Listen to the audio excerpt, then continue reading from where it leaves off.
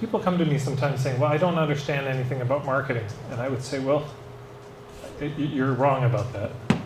And they say, no, you don't understand. I never studied marketing. I said, well, yeah, I hear you, but you have grown up being marketed to your entire life.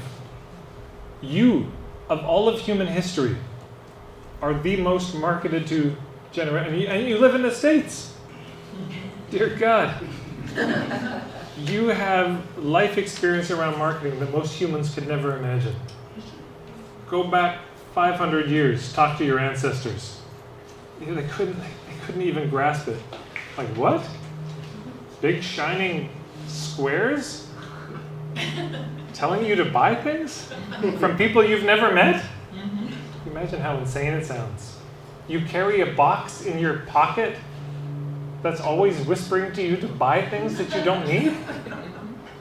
What kind of hell do you live in? Oh God, we've got to change our ways. We'll turn into you.